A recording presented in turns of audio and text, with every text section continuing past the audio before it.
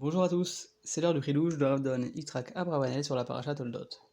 À la fin de la paracha, nous voyons que Yaakov vole la bénédiction qu'Yitzhak voulait faire à Esav. Mais pourquoi Yitzhak veut bénir Esav? Pourtant Abraham ne l'a lui-même pas béni lors de sa mort. Adam n'a pas béni son fils Shet, Noach n'a pas béni Shem, etc. Donc pourquoi Yitzhak veut bénir son fils? Et puis, s'il veut bénir ses enfants avant de mourir, soit, mais alors pourquoi n'en bénir qu'un seul? Yaakov a béni les 12 tribus, les deux enfants de Joseph, Moshe a béni toutes les tribus, alors pourquoi faire de la préférence, créer de la jalousie, en ne cherchant à bénir que Esav? De plus, pourquoi faut-il attendre sa mort pour bénir? Est-il si honteux que cela de bénir son fils de son vivant? Alors en effet, Yaakov et Moshe ont attendu la fin de leur vie également, et il s'agirait de comprendre pourquoi. Donc toutes ces questions portent sur la raison de la bénédiction. Mais nous pouvons aussi nous intéresser au contexte de la bénédiction. Pourquoi Yitzhak fait dépendre sa bracha d'un repas que va apporter son fils? Il ne peut pas bénir sans, comme Yaakov et Moshe qui ont béni sans repas? Pourquoi Rivka n'a pas voulu qu'Esav soit béni? Et pourquoi a-t-elle agi en cachette et par ruse? D'ailleurs, comment Rivka pouvait croire que des brachot adressées dans le Kavana à Esav pourraient s'appliquer sur Yaakov? Et enfin, pourquoi Hachem a décidé que Yaakov reçoive ses brachot de cette façon et n'a pas plutôt demandé à Yitzhak de renvoyer Esav et de bénir Yaakov, car c'est lui le fils élu? Après toutes ces questions, on peut répondre tout d'abord qu'il y a trois types de bénédictions: celle d'Hachem vers l'homme, celle de l'homme vers Hachem, et celle de l'homme vers l'homme. Quand Hachem bénit un homme, ce n'est ni une louange, ni une requête, mais plutôt l'apport d'une providence, d'un flux de bienfaits dans tous les domaines, comme va Hachem Berach et Avraham Bakol. Hachem a béni Abraham dans tout. Quand un homme bénit Hachem, ce n'est évidemment pas un apport de bienfaits, car nous sommes des receveurs, mais plutôt des louanges et de la gratitude, comme Vaïvarech David, ou bien Vanachnu Vaïrka Me'atava Dolam. Enfin, quand un homme bénit un autre, ce n'est pas un apport de bienfaits, ni des louanges, mais bien une préparation de la personne bénie, par une prière et une demande de miséricorde, pour qu'Hachem lui envoie sa providence, comme nous le voyons dans la Birkat Kohanim, où ces derniers prient pour qu'Hachem nous prenne en grâce et nous comble de bienfaits. Cette introduction faite, nous pouvons à présent répondre aux premières questions. En effet, puisqu'Hachem a signé une alliance avec Abraham et sa descendance, il va de soi que chaque patriarche désigne avant sa mort le digne successeur des promesses concernant la terre et la providence divine. C'est pour cela qu'Yitzhak veut bénir ses enfants, ainsi que Yaakov veut bénir ses enfants, pour transmettre le flambeau de l'alliance divine. Pour autant, la transmission de Abraham à Yitzhak fut énoncée explicitement par Hachem lui-même, qui Yitzhak et Karel Hazara. Et donc, Abraham n'a même pas eu besoin de nommer son successeur. Mais pour Yitzhak, aucune instruction ne lui avait été donnée. Il est donc censé nommer lui-même son successeur. Et il le fait surtout proche de sa mort, car c'est précisément à ce moment-là qu'on se préoccupe de la succession d'une alliance. Cependant, il y a un problème. Qui est le digne successeur de Yitzhak? Est-ce Esav parce qu'il est le Bechor, ou Yaakov de par sa supériorité dans l'intellect, les connaissances et les traits de caractère? Et si vous me dites, pourquoi ne pas les nommer tous les deux successeurs, à part entière, de l'attachement au divin, et de la promesse de la terre?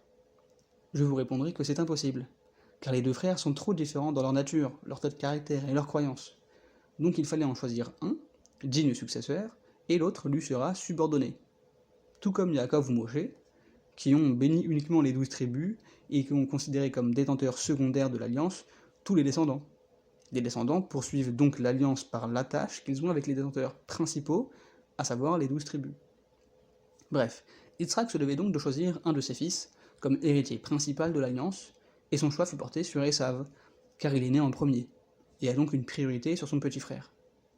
Il allait donc bénir Esav, c'est-à-dire lui transmettre l'alliance, et spontanément, sans avoir besoin de le citer, Yaakov serait secondaire, Tafel, dans cette succession. Cependant, il y avait un problème. Yitzhak savait qu'Esav ne suivait pas vraiment les voies d'Hachem, et donc sa bénédiction, c'est-à-dire sa prière pour lui attribuer la providence divine, risquerait de ne pas marcher.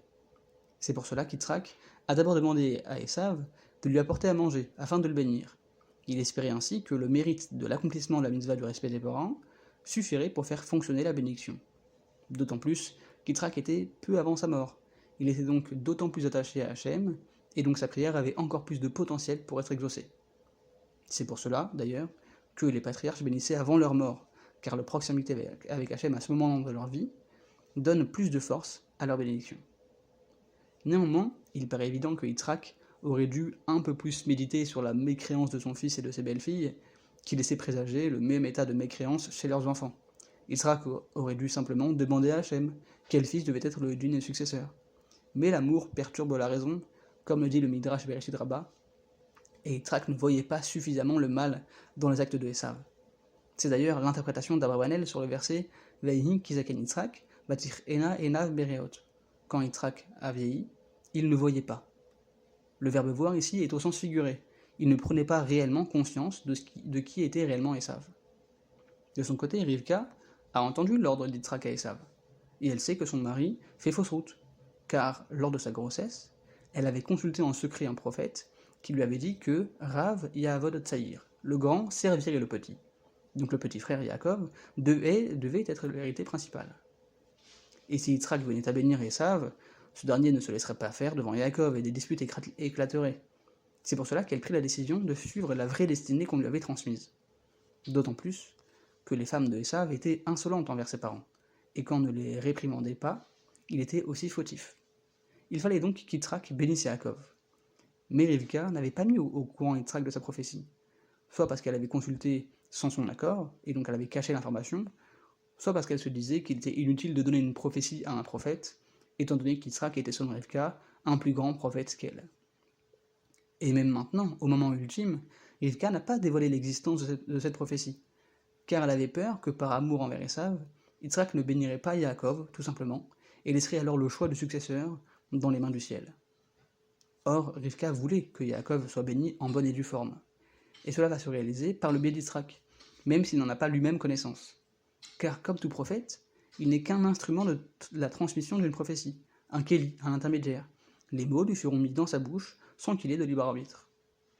Enfin, Hachem lui-même ne voulait pas prévenir Yitzhak que Yaakov était le digne successeur de l'alliance, et qu'il fallait exclure son Esav bien-aimé de sa bénédiction. Hachem ne voulait pas lui dire, de peur qu'il s'attriste de la mauvaise nouvelle, et qu'il n'ait plus accès à la prophétie. Car la névoie n'arrive jamais quand il y a la hatzvut, la tristesse, et donc Yaakov n'aurait pas pu être béni. Donc, il fallait qu'Yitzhak bénisse Yaakov, en pensant à Esav, pour qu'il le fasse de bon cœur et en pleine joie. De plus, Hachem comptait instiller une animosité entre les deux frères, en mettant Yaakov à la place de Esav, pour pouvoir ensuite se servir de la nation de Édom pour punir les bénis Israël en cas de besoin. Shabbat Shalom.